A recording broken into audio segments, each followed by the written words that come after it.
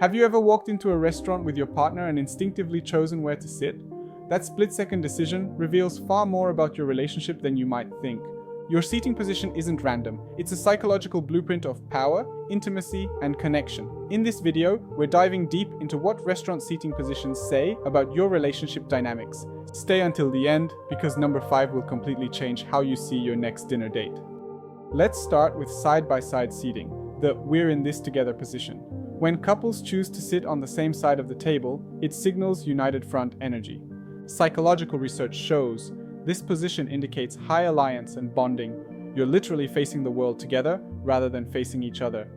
But here's the catch. This can also indicate codependency or a need for constant physical reassurance. If you always sit this way, ask yourself, are we genuinely connected, or are we unable to maintain intimacy without constant touch? The healthiest version? Couples who choose this occasionally, especially in new relationships or during emotionally vulnerable conversations. It says, I want to be close to you without screaming, I can't function without touching you. Now, the classic sitting directly across from each other. This is the let's actually connect position. Eye contact, undivided attention, balanced power dynamics. According to research in nonverbal communication, face-to-face positioning maximizes emotional intimacy and conversational depth. But pay attention to the subtleties. Are you both leaning in? That's engagement. Leaning back? Someone's creating distance. Crossed arms? Defensive? Open posture? Trust and comfort. Here's a fascinating study from the Journal of Social Psychology. Couples who maintain direct eye contact during meals report 37% higher relationship satisfaction. Why? Because this position forces authenticity. You can't hide behind your phone or avoid difficult conversations. The power dynamic here is usually equal, unless someone consistently dominates the conversation or controls the ordering. Then we're looking at different issues entirely. Corner or L-shaped seating is the sweet spot for many psychologists. Why? It combines the intimacy of side-by-side with the engagement of face-to-face. You can easily make eye contact, touch hands, and create a private bubble while still maintaining individual space. This position suggests emotional maturity and secure attachment. You're comfortable with both closeness and independence. Research from relationship therapist Dr. Gottman indicates that couples who naturally gravitate toward this position often have what he calls flexible intimacy. They can adjust their closeness based on the situation without feeling threatened. There's also a protection element here. One partner often has their back to the room, while the other can see the surroundings. Historically, this taps into evolutionary psychology. The partner facing outward assumes a subtle protective role. Notice who takes which position. It might reveal who feels more responsible for external threats or social navigation in your relationship. Here's where it gets uncomfortable. When couples sit diagonally or choose maximum distance at a table, we're often seeing relationship distress. Before you panic, context matters. Are you in a loud restaurant? This might just be practical, but if this is your default in quiet settings, we need to talk.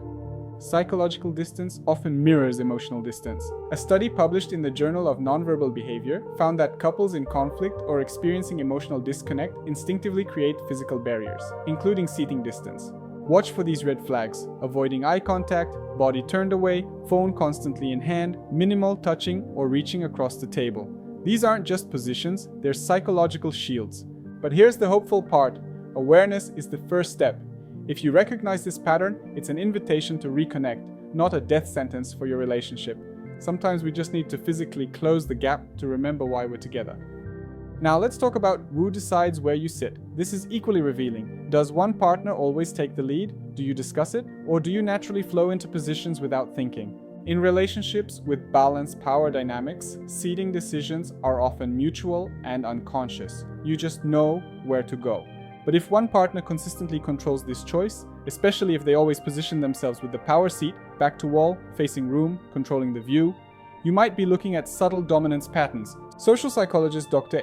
Cuddy's research on power posing extends to spatial positioning.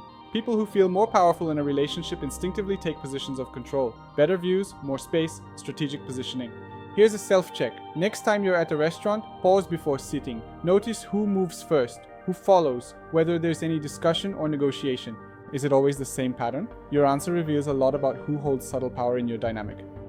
Before we conclude, let's acknowledge cultural context. What signals disconnection in Western cultures might signal respect in others. In some Asian cultures, sitting across from each other with formal posture shows respect. not distance. In Mediterranean cultures, close physical proximity is standard, not codependent. The key is knowing your baseline. What's normal for you and your partner? Deviations from your pattern are what matter, not comparing yourself to other couples or cultural norms that aren't yours. Relationship psychology isn't one size fits all. It's about understanding your unique dynamic and recognizing when something shifts. So, where do you and your partner usually sit? More importantly, are you happy with what that reveals?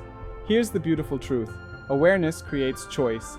Now that you understand the psychology, you can intentionally choose positions that foster the connection you want. Want more intimacy? Try corner seating. Need to have a serious conversation? Face each other directly, feeling disconnected? Start by literally closing the physical gap. Your next restaurant date just became a relationship experiment. Pay attention, observe, adjust, and remember, the strongest relationships aren't perfect, they're conscious. Drop a comment below with your typical seating position and whether this video changed how you see it.